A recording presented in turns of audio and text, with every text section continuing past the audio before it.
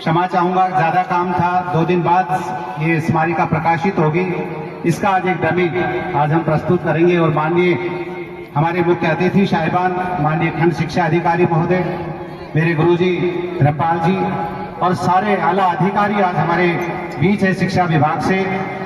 तो मैं स्टाफ से भी अनुरोध करूंगा कि एक बार वो सभी मंच के ऊपर आएंगे इस स्मारिका के साथ, एक बार इनके साथ फोटो हो जाता है, तब तक बारी बारी आप आ जाइए, मंच के ऊपर आ जाइए और इसका विमोचन माननीय खंड शिक्षा अधिकारी महोदय के करकमलों द्वारा, माननीय हमारे गुरुजी के करकमलों द्वारा, माननीय डॉक्टर राकेश जी और सभी आप सम्मानित जनों के करकमलों द्वारा किया जा रहा है। आप सभी का बहुत बहुत स्वागत और सभी बच्चे जोरदार तालियां बजाइए आपके लिए कविताएं सारिश में प्लीज बजाइए।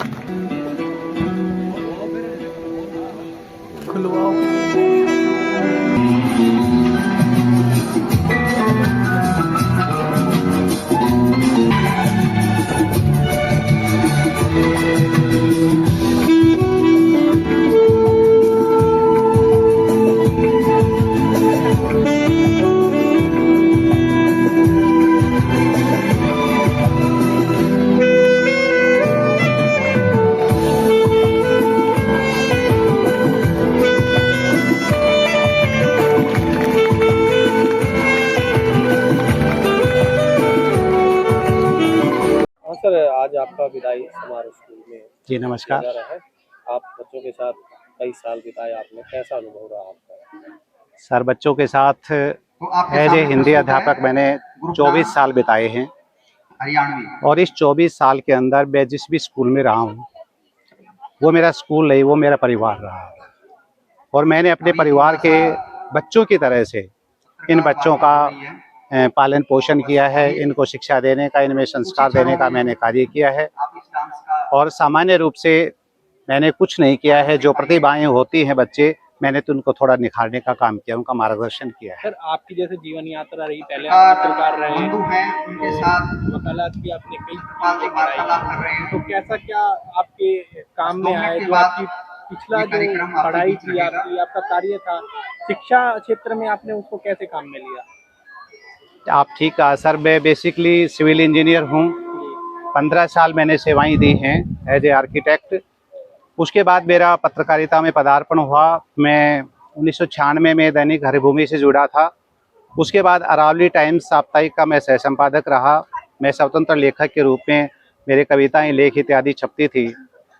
मैंने दोबारा से पढ़ाई शुरू की, 15 साल बाद मैंने पढ़ाई शुरू की और उसके बाद फिर मैंने प्रभाकर किया, उसके बाद मैंने ओटी किया, फिर मैंने बीए किया, फिर मैंने बीएड किया, एमए किया, डबल एम किया और फिर मैंने पीएचडी की।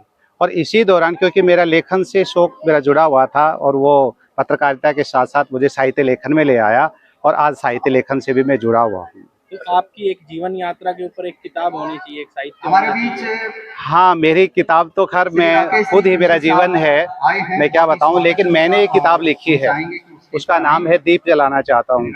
उस दीप जलाना चाहता हूँ उस हरियाणा साहित्य अकादमी से वो अवॉर्डेड पुस्तक है। 11,000 रुपये जो मुझे मिले थे और उस पुस्तक की श्रेष्ठता के लिए दिल्ली में मुझे सूर्यकांत त्रिपाठी निराला साहित्य सम्मान से भी विभूषित किया गया था। ये देश के 31 साहित्यकारों से दिया गया था। अच्छा, आज सेवानिवृत्त हो गए मास्टर जी, तो अगला क्या रहेगा आपका?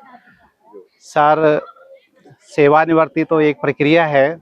बचपन से ही मैं पिछले लगभग 35 साल से मैं समाज से, शिक्षा से, साहित्य से जुड़ा हुआ हूँ। मैं इस क्षेत्रों से जुड़ा रहूँगा। आगे हमारे लिए लेखन का कार्य रहेगा। आप लोग पत्रकार हैं, मैं विगत में पत्रकार रहा हूँ, तो आप लोगों से भी मैं जुड़ूंगा, साहित्य से भी मैं जुड़ने का प्रयास करूँगा और आगे बढ़ने का प्रयास करूँगा।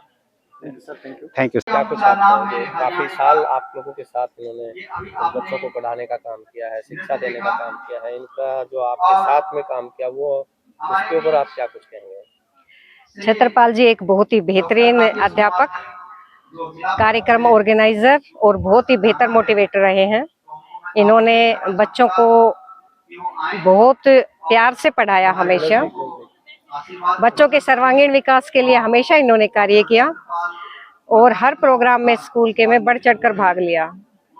जब हमारा स्कूल पीएम श्री बनने की ओर अग्रसर था, सर ने दिन रात मेहनत की हमारे पूरे स्टाफ के साथ और इस स्कूल को बेहतरीन पीएम श्री बनाने में अपना पूर्ण सहयोग दिया। सर एक बहुत ही सुलझे हुए और बहुत ही सम्मानित व्यक्तित्व रहे हैं। हमें हमारे सर पर गर्व है। हम इनके सुखद भविष्य की कामना करते हैं और आशा करते हैं कि सर आगे भी समाज के लिए, स्कूल के लिए और जो गरीब बच्चे हैं उनके लिए बेहतर से बेहतर करते रहेंगे, जैसा ये अब तक करते आए हैं।